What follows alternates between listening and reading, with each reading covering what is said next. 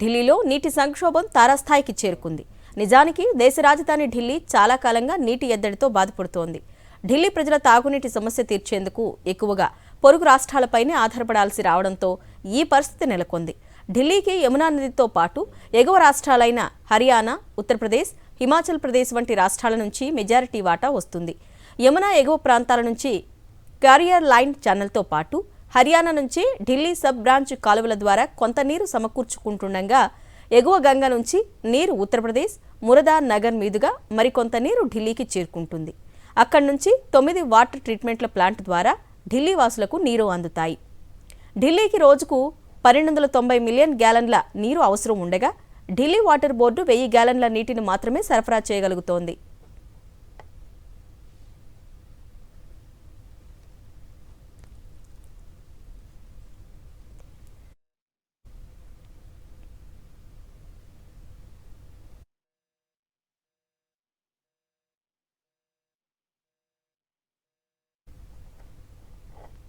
Ground water ద్వారా ఈ నీటిని సమకూర్చుకుంటోంది. అయితే భూగర్భ జలాలను విచ్చలవిడిగా వాడేయటం కూడా ఢిల్లీ నీటి కొరతకు కారణం.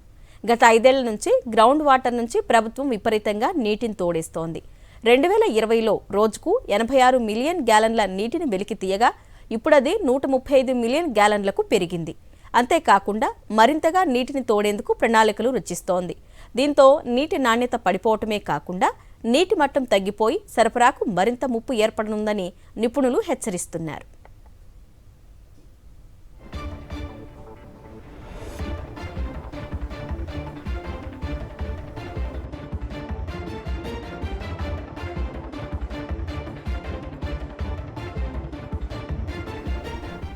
ఇక యమునా నదిలో అమోనియా స్థాయి పెరగడం కూడా నీటి సరఫరాకు అంతరాయంగా మారింది. యమునా నదిలో అమోనియా లెవెల్స్ పెరగడంతో వజీరాబాద్, చంద్రవాల్ వాటర్ ట్రీట్మెంట్ ప్లాంట్లలో ఉత్పత్తి 50% మేర తగ్గింది. ఫలితంగా కమలానగర్, శక్తినగర్, కరూల్బాగ్, పహర్గంజ్, కొత్త రాజేంద్ర నగర్, పటేల్ నగర్, బల్జిత్ నగర్, ప్రేమ్ నగర్, ఇందర్పురి, తుగ్లకాబాద్, అంబేద్కర్ నగర్ వంటి అనేక ప్రాంతాలు ప్రభావితమయ్యాయి. అయితే యమునా నది నుంచి వచ్చే కలుషిత నీటిని శుద్ధి చేసేందుకు అమోనియా ట్రీట్మెంట్ ప్లాంట్ను ఏర్పాటు చేయాలనే ప్రతిపాదన ఉన్నప్పటికీ అది కార్యరూపం దాల్చలేదు. ప్రతిపాదన చేసి ఏడాది గడిచినా ఇప్పటికీ పనులు ప్రారంభించలేదు ఢిల్లీ సర్కార్.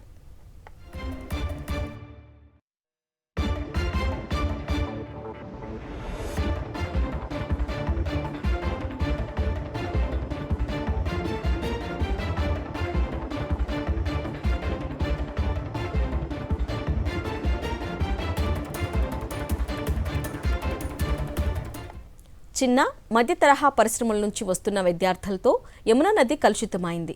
పరిశ్రమల నుంచి వ్యర్థాలను యమునా నదిలోకి విడుదల చేస్తున్నాయి ఆయా కంపెనీలు.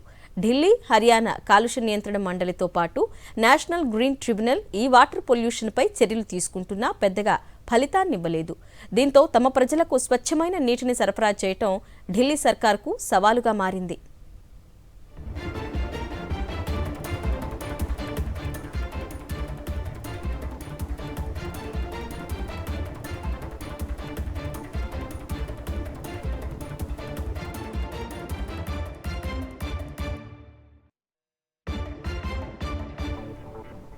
వాతావరణం కూడా ఢిల్లీ నీటి ఎద్దడికి కారణమైంది.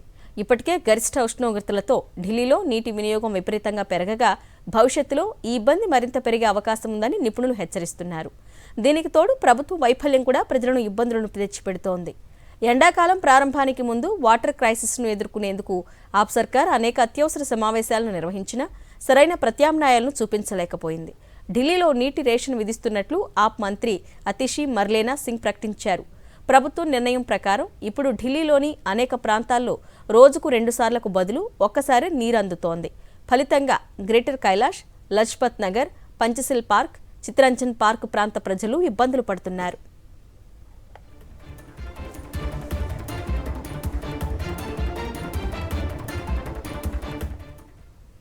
మరోవైపు అంతర్రాష్ట్ర జల వివాదాలు కూడా ఢిల్లీ కొంప ముంచుతున్నాయి. నీటి కేటాయింపులపై హర్యానా, ఢిల్లీ మధ్య వివాదం కొనసాగుతోంది.